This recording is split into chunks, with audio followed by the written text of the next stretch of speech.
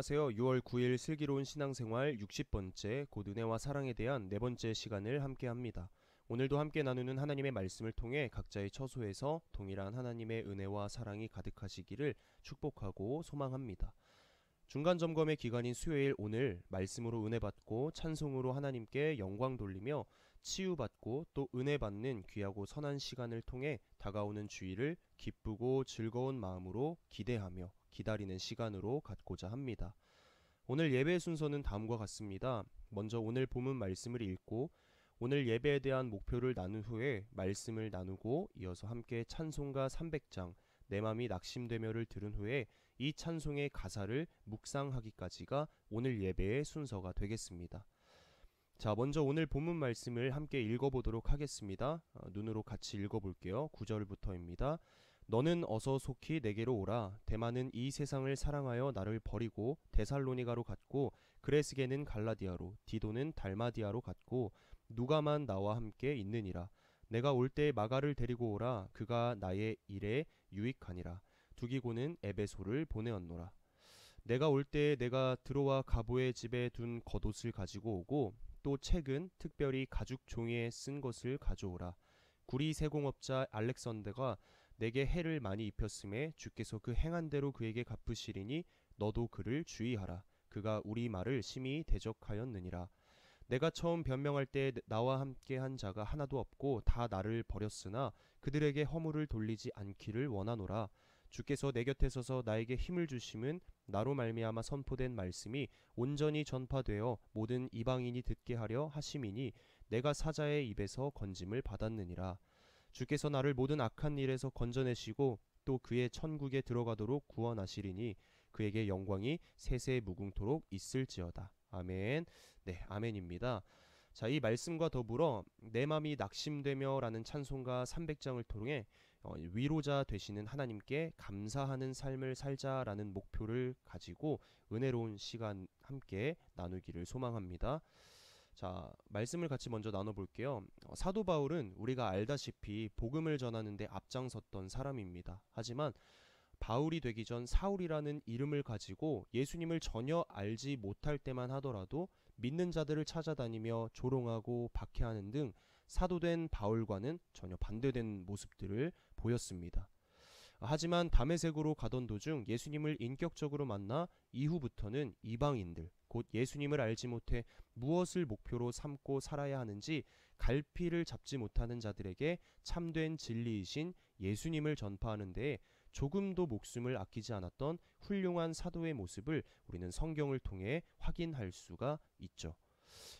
주후 5년에 태어나서 약 주후 67년까지 살았을 것이라 추정되는 바울 그는 바나바의 초청으로 안디옥 교회에서 함께 목회를 하다가 선교사로 파송을 받게 됩니다.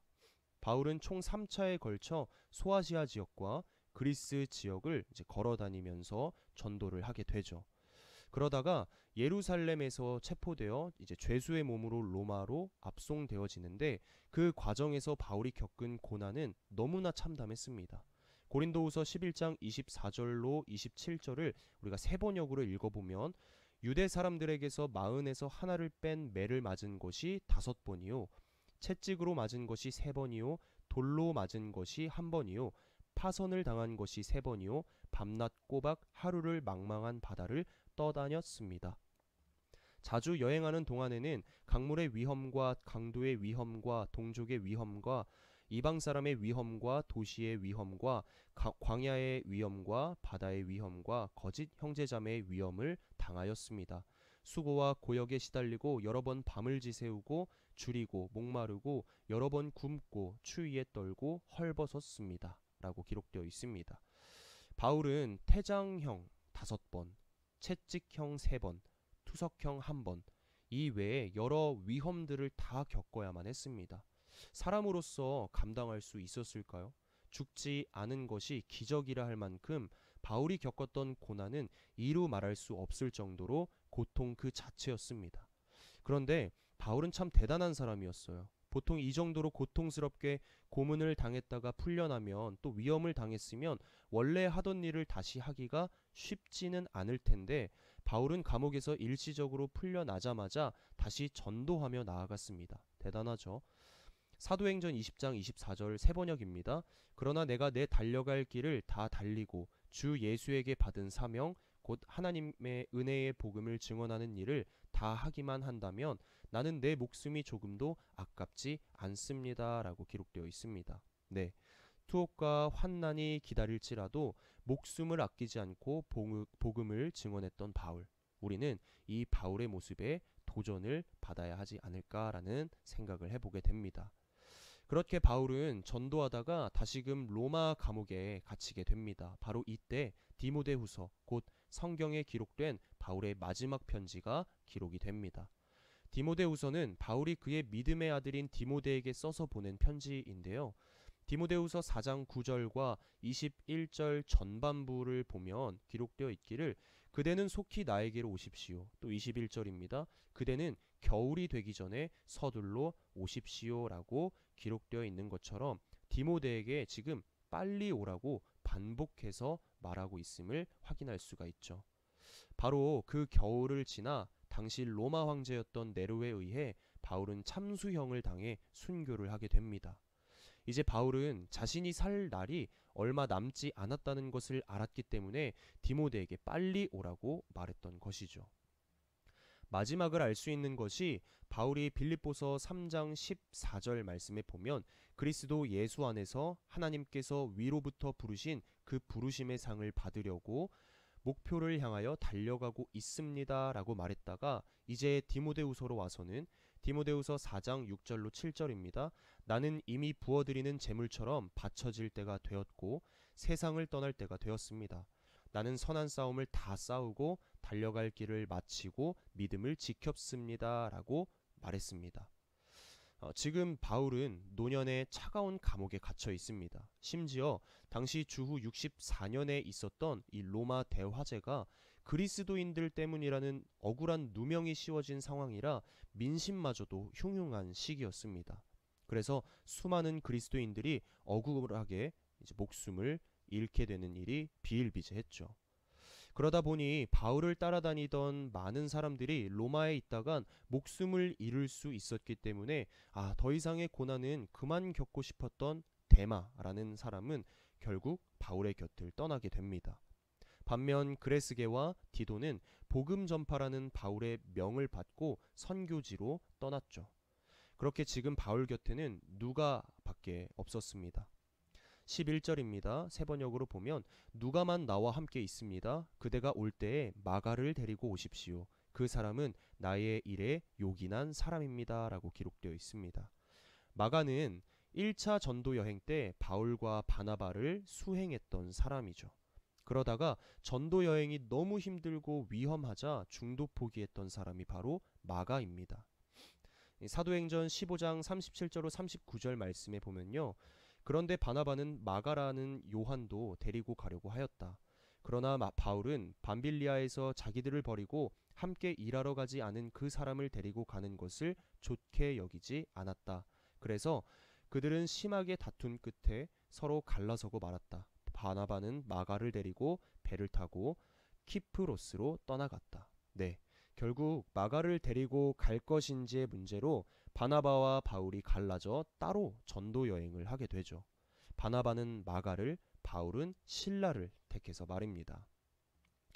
이렇듯 마가는 바울에게 좋은 기억으로 남아있지는 않았던 인물이었습니다. 바울은 죽음을 앞두고 그를 데려오라고 합니다. 왜인지는 구체적으로 성경에 기록되어 있지는 않지만 그를 보고 싶어 한다는 것은 아마도 바울의 스타일인 과업 중심의 스타일을 조금은 내려놓고 너그러워진 건 아닌지 싶습니다. 바울은 이어서 또한 디모데에게 다른 것들도 부탁합니다. 13절입니다. 보면 그대가 올 때에 내가 드로아에 사는 가보의 집에 두고 온 외투를 가져오고 또 책들은 특히 양피지에 쓴 것들을 가져오십시오 라고 기록되어 있습니다. 드로아라는 지역은 이제 바울이 2차 전도 여행을 하던 중에 유두고라는 청년이 창문에서 졸다가 떨어져 죽는 사건이 일어난 곳이죠. 바울은 디모데에게 그곳에 사는 가보라는 사람의 집에 두고 온 외투를 가지고 오라고 합니다. 왜 겉옷을 가져오라고 했을까요? 당시 유대인이 사는 중동 지방은 낮에는 덥고 밤에는 추웠습니다. 그래서 이불 대신으로 쓸 수 있는 것이 바로 겉옷이었어요. 바울이 지금 어디에 있습니까? 바울은 중동 지방은 아니지만 로마였어도 로마 그곳에서도 햇빛이 잘 들지 않는 차디찬 감옥에 수감 중에 있습니다. 이곳에서 겨울을 지내야 했기 때문에 바울에게 겉옷은 꼭 필요했던 것이죠. 바울은 이 겉옷과 더불어 양피지에 쓴 책들을 가져와 달라고 디모데에게 부탁합니다. 이 책이 무엇을 말하는지는 정확하게 기록되어 있지는 않지만 많은 성경학자들이 추측하는 것과 마찬가지로 아마도 감옥에 있음에도 불구하고 하나님의 말씀을 사모하기 위해 성경을 말하고 있는 것은 아닌지라는 생각이 듭니다. 바울은 늘 복음을 전하는 자였죠. 그런 그에게 말씀은 늘 가까이에 있어야 했습니다. 바라기는 오늘 우리도 어느 곳에 있든지 이 바울처럼 늘 성경 말씀을 가까이 하여서 사모하시기를 주님의 이름으로 축복하고 소망합니다. 자, 여기까지만 볼 때 디모데는 바울에게 정말 많은 신뢰를 얻는 사람이었다라는 것을 알 수가 있습니다. 반면에 14절입니다. 구리세공 알렉산더가 나에게 많이 해를 입혔습니다. 주께서 그의 행위대로 그에게 갚으실 것입니다. 라고 기록되어 있죠. 여기서 등장하는 인물인 구리세공 알렉산더는 바울에게 많은 해를 입힌 사람인데요. 이 알렉산더를 통해 우리가 동역자로서 어떤 사람이 되어야 하는지 분명하게 알려주고 있습니다. 바울에게는 디모데를 비롯한 그레스게와 디도와 같은 선한 동역자가 있었습니다. 바울 혼자서는 그의 사역을 잘 감당할 수 없었을 겁니다. 그만큼 동역자는 정말로 중요하죠. 실은 오늘 우리도 마찬가지입니다. 하나님께서 목자로 세우신 다민 목사님에게 데마와 구리세공 알렉산더처럼 악한 배교자가 아니라 선한 동역자가 되어야겠죠. 그런 저와 여러분 되시기를 주님의 이름으로 축복하고 소망합니다. 15절 16절로 넘어가서 보면 그대도 그를 경계하십시오. 그는 우리말에 몹시 반대하였습니다. 내가 처음 나를 변론할 때에 나의 편에 서서 나를 도와준 사람이 하나도 없고 모두 나를 버리고 갔습니다. 그러나 그들에게 허물이 돌아가지 않기를 빕니다. 라고 기록되어 있습니다. 네, 맞습니다. 바울이 법정에 서서 재판을 받을 때 그를 도와준 사람이 단 한 사람도 지금 없었다고 말하고 있습니다. 얼마나 실망스럽고 속상했을까요? 그들이 그동안 바울과 함께한 시간이 적은 시간도 아니었을 텐데 말입니다. 하지만 바울은 자신을 버린 사람들에게 허물을 돌리지 않기를 원한다고 말하죠. 이는 이 편지를 받을 디모데를 향해 그들에게 허물을 돌리지 말라고 용서하라는 의미로 말할 수 있겠죠. 그런데 이 허물을 돌리지 마라, 용서하라 라는 이 말과 같은 의미로 말한 사람이 성경에 몇몇 등장했었습니다. 실은 예수님도 누가복음 23장 34절 전반부에서 그때 예수께서 말씀하셨다. 아버지, 저 사람들을 용서하여 주십시오. 저 사람들은 자기네가 무슨 일을 하는지 알지 못합니다. 라고 말씀하셨고, 또 스데반 집사도 사도행전 7장 60절 전반부에 기록된 것처럼 그리고 무릎을 꿇고서 큰 소리로 주님, 이 죄를 저 사람들에게 돌리지 마십시오. 라고 죽기 전에 말했죠. 비록 법정에 섰을 때에는 자신을 버린 그들에게 원망과 실망이 가득했을지는 몰라도 지금 죽음을 앞둔 바울은 예수님과 스데반 집사와 같이 허물을 돌리지 마라, 용서하라 라고 말하고 있습니다. 오늘 우리도 우리 예수님께서 몸소 보여주신 것처럼 또 오늘 말씀에서 바울이 보여준 것처럼 용서할 줄 알아야 합니다. 사람이기에 또 다른 사람에게 상처를 받을 수도 있고 그래서 실족할 수도 있습니다. 하지만 하나님은 다른 칩니다. 하나님은 우리에게 상처가 아닌 사랑만을 주시는 분이시죠. 하나님의 사랑과 예수님께서 보여주신 용서를 실천할 수 있는 우리가 되어야겠죠. 그런 저와 여러분 되시기를 축복하고 소망합니다. 이어서 17절 18절입니다. 보면 주께서 내 곁에 계셔서 나에게 힘을 주셨습니다. 그것은 나를 통하여 전도의 말씀이 완전히 전파되게 하시고 모든 이방 사람이 그것을 들을 수 있게 하시려는 것입니다. 주께서 나를 사자의 입에서 건져내셨습니다. 주께서 나를 모든 악한 일에서 건져내시고 또 구원하셔서 그분의 하늘나라에 들어가게 해주실 것입니다. 그분께 영광이 영원 무궁하도록 있기를 빕니다. 아멘. 네, 이렇게 기록되어 있죠. 바울은 죽음을 앞두고 있었지만 하나님께서 자신을 사용하셔서 이방인들에게 복음을 전파하게 하시고 이를 들을 수 있는 귀를 또 열어주셨고 사자의 입과도 같은 험난함에서도 건져주셨다라고 고백하며 나아가고 있습니다. 그리고 마지막에 하나님께서 거하고 계신 하늘나라 천국에 들어갈 소망을 기대하며 그의 영광이 영원 무궁하기를 기도하며 나아갔습니다. 이 17절 18절 말씀은 제가 훗날 이 세상에서의 삶이 다하는 순간에 하나님께 고백하며 나아가고 싶은 구절이라고 말할 수 있습니다. 과연 나는 마지막 순간에 이렇게 고백할 수 있을까? 과연 우리는 우리의 마지막 순간에 이 바울과 같이 고백하며 나아갈 수 있을까요? 비록 바울이 살던 당시의 핍박과 박해까지는 아니지만 지금 처한 상황도 그 시대와 다를 바는 없다고 생각합니다. 코로나19가 퍼진 것이 교회 탓이라며 따가운 눈초리와 질타를 받고 있습니다. 이런 상황 속에서 누군가에게 하나님의 말씀을 전하는 것은 생각보다 굉장히 큰 결단을 필요로 합니다. 전하기에 앞서 질에 겁이 나고요. 또 다가올 비난과 질타가 두렵습니다. 그러면서 동시에 복음을 전하지 못한 나 스스로에게는 또 낙심하게 됩니다. 하지만 그럼에도 불구하고 그리고 우리는 여전히 하나님을 믿으며 나아가고 있습니다. 그리고 그 죽음이 끝이 아닌 하나님이 거하고 계신 하늘나라 천국이 있음과 천국에 들어가기를 기대하고 또 소망하고 있습니다. 실은 이것만큼이나 우리가 바라는 소망이 있을까요? 우리 사람은 죽음이 가까이 오면 삶의 끝이라고 여겨 후회하기 시작합니다. 조금 더 부족함 없게 살걸. 조금 더 참을걸. 조금 더 행복하게 살걸 등과 같이 말입니다. 이 후회 때문에 죽음이 두렵게 느껴지는 겁니다.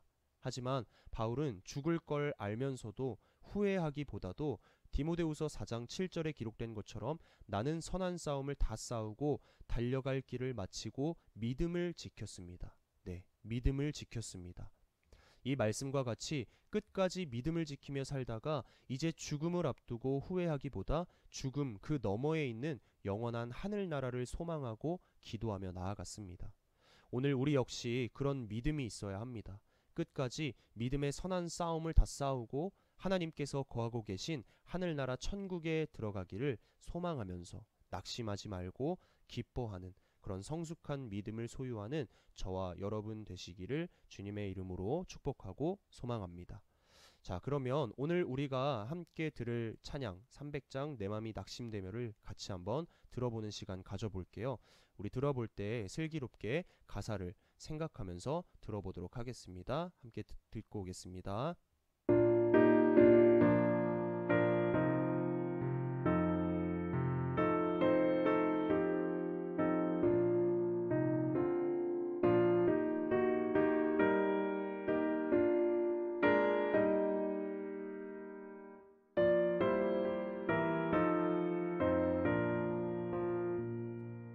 내 맘이 낙심되며 근심에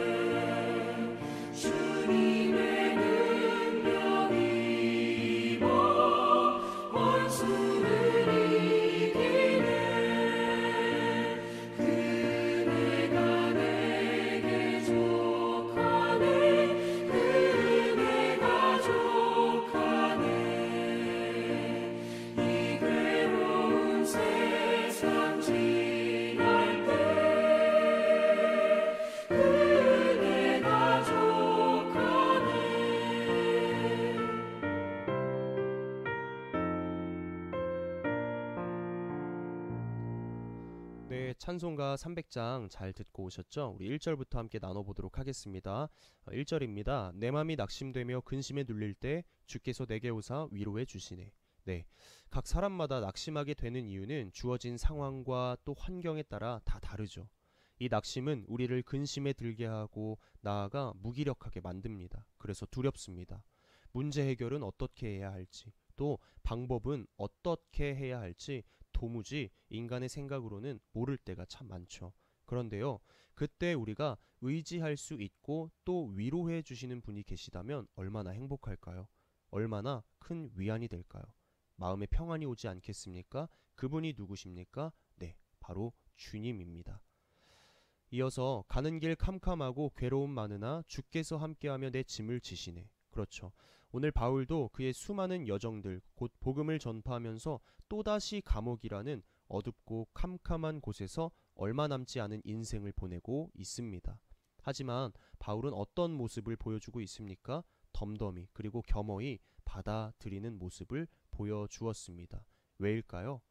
자신을 배반하기도 하고 또 상처를 주기도 한 어떤 사람이 자기의 곁에 있는 것이 아니라 어둡고 캄캄한 곳에서 따스한 한 줄기 빛 되시는 주님께서 나와 함께 하시기 때문에 내가 어떤 상황에 처해 있어도 나와 늘 동행하시는 분이 주님이시기 때문에 이겨낼 수 있고 두려움을 극복할 수 있지 않았겠습니까? 이어서 2절입니다. 희망이 사라지고 친구 날 버릴 때 주 내게 속삭이며 새 희망 주시네. 네, 말씀에서 나눴듯이 바울이 법정에 섰을 때 그의 주변에는 아무도 없었습니다. 수많은 인파 속에서 자신의 편은 단 한 사람도 없었죠. 이제 꼼짝없이 처형만을 앞두게 된 상황입니다. 하지만 바울은 하나님께서 거하신 하늘나라 천국을 소망했습니다. 이어서 싸움이 맹렬하여 두려워 떨 때에 승리의 왕이 되신 주 음성 들리네. 당시 로마에서 그리스도인의 존재는 사회 악과 같은 존재였죠. 맹렬한 비난으로부터 시작해 언제 죽을지 모르는 상황에서 1분 1초가 두려움으로 가득했을 겁니다. 네, 바울은 이러한 상황 가운데 옥에 갇혀 있습니다. 그런데요, 이전에 바울이 신라와 함께 옥에 갇혔을 때 무엇을 하며 나아갔죠? 네, 기도와 찬양으로 나아갔습니다. 그런 바울이 노년의 옥에서 무엇을 했겠습니까? 아마도 어김없이 기도와 찬양으로 나아갔지 않았겠습니까? 찬양으로 나아간 바울은 알고 있었습니다. 의의 면류관을 예비하신 의로우시고 또 재판장이신 하나님이 승리할 것을 말입니다. 그런 하나님께서는 3절입니다. 번민이 가득 차고 눈물이 흐를 때 주 나의 곁에 오사 위로해 주시네. 마음이 번거롭고 답답하여 괴로워서 눈물이 흐를 때에도 임마누엘 하나님이시기에 우리 곁에 오셔서 위로해 주고 계십니다. 그래서 우리는 승리할 수 있는 것이죠. 이어서 환난이 닥쳐와서 어려움 당할 때 주님의 능력 입어 원수를 이기네. 그렇죠. 번민뿐만 아니라 삶의 고통으로 우리가 어려움을 당할 때에도 또 원수를 이기는 힘을 더해 주십니다. 로마서 8장 35절입니다. 읽어보면 누가 우리를 그리스도의 사랑에서 끊을 수 있겠습니까? 환난입니까? 곤고입니까? 핍박입니까? 굶주림입니까? 헐벗음입니까? 위협입니까? 또는 칼입니까? 그렇습니다. 환난, 곤고, 핍박, 위협, 칼, 하다못해 굶주림과 헐벗음 그리고 죽음도 우리를 하나님과 끊어놓을 수 없습니다. 승리의 왕 대신 주님이 나의 주님이시기 때문입니다. 나에게 능력, 원수를 이길 수 있는 그런 큰 능력을 주시는 분이 내 편, 나의 주님이시기 때문입니다. 그래서 후렴입니다. 그 은혜가 내게 족하네, 그 은혜가 족하네, 이 괴로운 세상 지날 때 그 은혜가 족하네. 그렇습니다. 우리의 형편을 아시는 주님은 우리를 버리시지도 떠나시지도 않으시고 지금도 그렇고 앞으로도 갚을 수 없는 은혜를 우리에게 계속해서 베풀어 주십니다.